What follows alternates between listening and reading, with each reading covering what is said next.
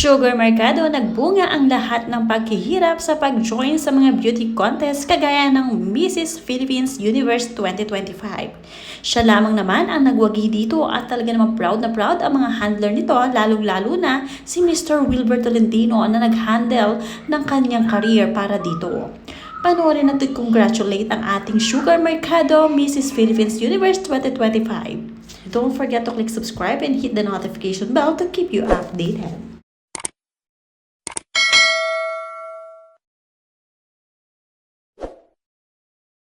Sa hindi inaasahang pagkakataon ay nakitaan nga si Sugar Mercado ng talento sa pagsali sa mga beauty pageant. At ito nga ay si Wilbert Tolentino ang nag-handle sa kanya at naglakas ng loob na siya ay ilaban talaga. Ngayon nga ay nakamit na ni Sugar Mercado ang pagkapanalo bilang Mrs. Philippines Universe 2025. Siya ang nagniningning sa gabing ito at kinongratulate nga siya ng kanyang handler si Mr. Wilbert. Sabi dito, congratulations to our newly crowned Queen, Sugar Mercado for Mrs. Philippines International 2025. Siya lamang ang winner. She will represent International Pageant on October 15, 2025. Strongest Photo Award ang natanggap namang award at syempre Darling of the Press ang natanggap din ni Sugar Mercado. Umuulan nga ng award sa gabi iyon at syempre siya ang pinaka-reyna. Nagpasalamat nga rin si Mr. Wilbert sa lahat ng sponsor ni Sugar Mercado sa patimpalak na ito. Special thanks to Zyril Jane Jacinto for press, conference, and outfit photoshoot. Advocacy video naman kay Gilbert Alpla.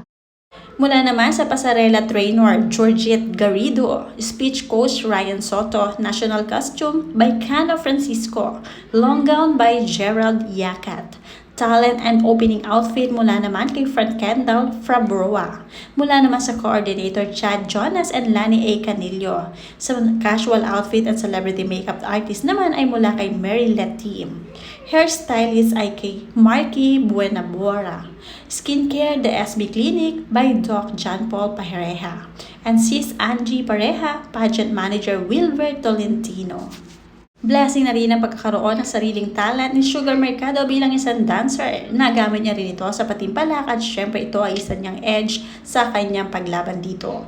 Marami nga ang nag-congratulate dito, lalo-lalo na si Georgette Garrido na isa sa kanyang mga sponsor.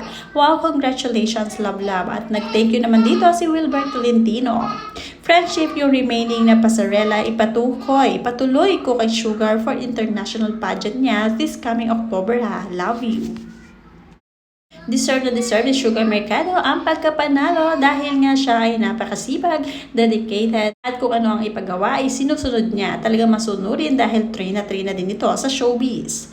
Mula naman sa kanyang fans, congrats, grabe naman ang hair and makeup sa kanya. Ang galing, ang ganda. Same rin ng mga damit niya, parang perfect lahat. Mula naman sa isa pang tagasunod, laki ng ipinagbago ng itsura, parang hindi na siya si Sugar Mercado ng sex bomb. Marami nga ang proud na proud kay Sugar Mercado at ngayon ay patuloy na kakariri ng pagsali sa mga beauty pageant. At lalaban na nga rin siya ngayon sa international pageant na susuportahan ng kanyang manager na si Wilbert Tolentino. Napakagaling talagang handler ni Mr. Wilbert Tolentino. Marami pa rin ang sunod-sunod na congratulate kay Sugar Mercado. Pinag-aralan nga rin ni Sugar ang pagsagot ng maayos sa question and answer. Katunayan ay magaling talagang sumagot itong si Sugar Mercado. Talaga namang nasa puso niya dahil marami na nga siyang pinagdaanan sa buhay. Kahit naman isa ng beauty queen ito si Sugar Mercado ay mayroon pa rin naman siyang time sa kanyang mga anak. Minimake sure niya na nabibigyan niya ng sapat na oras sa mga ito kahit nasa kabila ng kabisihan ni Sugar sa pagsali sa pageant. Proud na proud nga si Sugar Mercado sa kanyang pagiging single mom dahil dito naging tulay ito para lalo siyang maging strong at makalaban sa anumang hamon ng buhay. Kaya naman ngayon ay talagang proud na proud ang Pilipinas kay Sugar Mercado dahil nga nakaya niya sumali sa gaya nitong pageant. Kung matatandaan nyo nga ay nagpa-interview pa nga itong si Sugar Mercado kay Ogie Diaz. At marami nga siyang inamin dito kagaya na lamang ng relasyon nila ni Willie Revillame noong sila daw ay nagkaroon ng 7 taon naging magkarelasyon. Inamin ito ni Sugar Mercado sa panayam niya kay Mr. Ogie Diaz. Ito ay matapos direktang tanungin ni Ogie. Sabi nga niya dito, oo, hindi kasi syempre nakakahiya naman kung ako lang yung aamin, diba? Syempre, kababae kong tao, hindi ako mukhang babae. Syempre, may heart din ako paglalahad ni Sugar kay Ogie. At sabi pa niya, alam mo naman, siya privado siya masyado and sabi ko nga, never ako nagsisi sa lahat ng nangyari sa life ko. At amentado rin naman ako na minahal ko talaga yung tao ng sobra pa. Yan ang pagpapatuloy na sinagot ni Sugar Mercado patungkol sa relasyon nila ni Willie Revillame.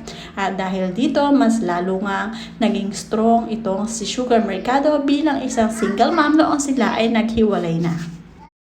At marami nga nagkomento tungkol sa pagsiwalat ni Sugar Mercado sa relasyon nila ni Willie Revillame. Sabi nga dito ni Nemia Bakiran, very wise girl, kaysa magpa-right heels magpapapractical na lang. Wise decision, Sugar. Mula naman kay Patricia Eda, basta anuman ang background ni Willie, mahalaga, nakakatulong siya, mabait siya kahit hindi pa ako nakaranas ng bigyan ako ng tulong, tao pa din siya para sa akin. Malay ko pagbalik sa programa niya, manalo na ako ng 1 milyon sa pera o kahon, o diba? Mula naman kay June Coca, boto nyo sa Senado, ganyan ang plataforma niya.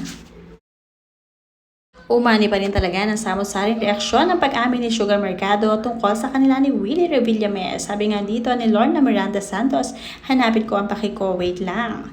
At mula naman kay RG Agonoy Flores, Sugar Daddy will tugma.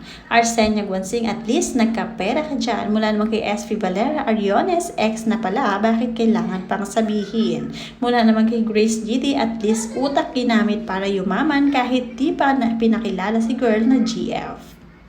Basta ang mahalaga, panalong-panalo ito si Sugar Mercado sa kanyang laban ngayon. Kaya naman congratulations, Mrs. Sugar Mercado.